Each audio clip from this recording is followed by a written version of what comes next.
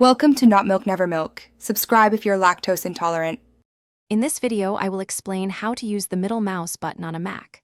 Unlike Windows, macOS doesn't natively recognize a dedicated middle click, which can be a bit confusing at first. However, with the right approach, you can easily enable this functionality. We'll explore how third-party software bridges this gap, allowing you to unlock a whole new level of productivity and navigation on your Apple device. Get ready to enhance your mouse experience. To enable middle click, you'll typically need a third-party application.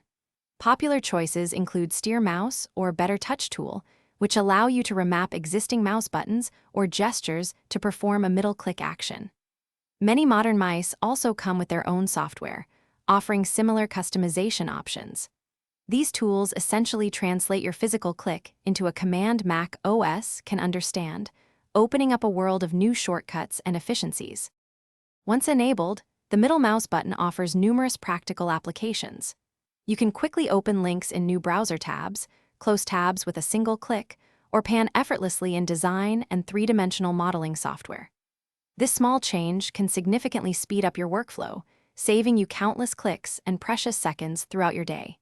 Imagine navigating complex interfaces with just one swift press, making your computing experience much smoother. Setting up your middle mouse button is straightforward.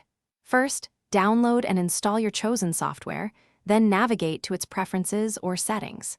Here, you can assign the middle click action to a specific button, often the scroll wheel click. Don't forget to test your new configuration across various applications to ensure it works as expected.